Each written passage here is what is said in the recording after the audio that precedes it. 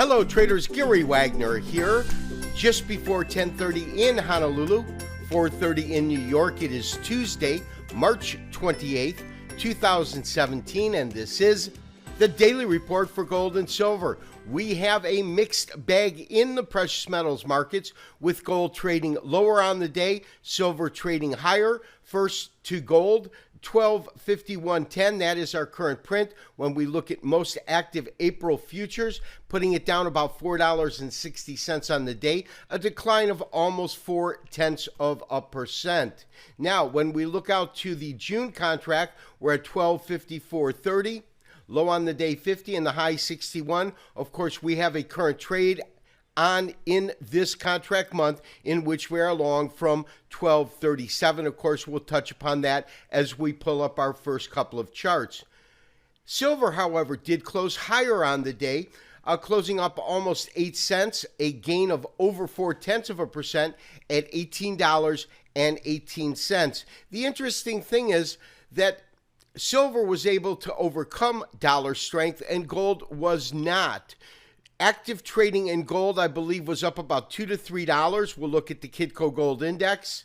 However, when you account for a much stronger U.S. dollar, which was up well over 1% at 99.68, that detracted about a $6 loss from a strong dollar. And that's where we have gotten this negative print on gold. It was unable to overcome U.S. dollar strength today. Absolutely no doubt, but we do have some pressure on gold today. It is really dollar strength that is prevalent rather than any kind of selling.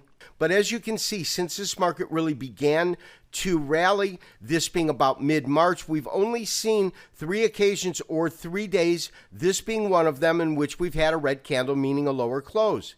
What you really want to take into account is the Kitco Gold Index, which will really break down the difference between dollar strength and gold buying or selling. And when we do that today, we can see that they have fixed this price at $12.51, and the $12.51 is due to a plus $3 due to buying in the market, but not enough to compensate for a strengthening U.S. dollar, which takes away almost $6. We also stated that silver was able to overcome that, gaining 13 cents in buying and only losing 8 cents in terms of dollar strength. I don't believe that we're seeing any kind of chart damage. We are still trading well above our 28-day moving average. When we consider what this market has done over time, we've got the large rally taking us to about 1265. From there, we get a 50% retracement. This is that 1193 right in here. So what we're trying to see is what it will take for gold to break above what we have labeled as current resistance, which is just above the highs of the day at around 1262. So traders, we currently are long June gold at 1237. What I think we are witnessing is a consolidation in the market. For right now, we are going to maintain our current long position. We will be moving our stops up within about 48 hours.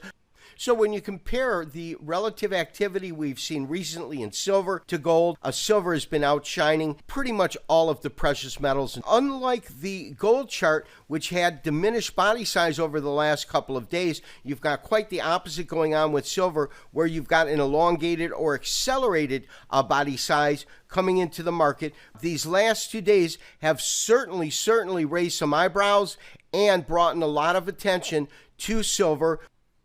After trading lower for the 8 last consecutive trading days, that losing spell has been broken. It has been snapped, with the Dow Jones Industrial Average and U.S. equities as a whole staging a most impressive rally today, with the Dow closing up over 20,700, a gain of almost 0.75%, closing up 150 points.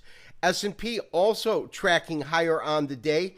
Net change about the same, 0.73%, 2358. I draw your attention to our current status with the dollar. Let me go ahead and blow this up. We do have a retracement point right here, which is a 23% retracement. You can see that yesterday's activity moved that well below. Today's popped it right above that area, and we are now sitting at an area in which we do have some potential resistance. We're looking at the Dow Jones Industrial Average. The one thing that traders follow in terms of moving averages closer than anything else is a simple 50-day moving average and then the long-term 200-day moving average. This, of course, being our 50-day moving average. You can see that yesterday's activity actually took pricing below that 50-day, which is a critical point for it to be. However, it did manage to close above that, and today really accelerate off of that. So traders, I absolutely believe that today's lower pricing does not inflict any kind of major chart damage, any technical damage whatsoever. We did have a small round of profit taking, but as I pointed out, it's really due to dollar strength and not really selling so much of gold. Silver was able to overcome that. Therefore, we're going to recommend that you maintain your current long position, maintain your current stop, but we will look to raise that very, very soon. This has been Gary Wagner wishing you, as always, good trading. We'll talk to you tomorrow for another daily update and review. Bye-bye.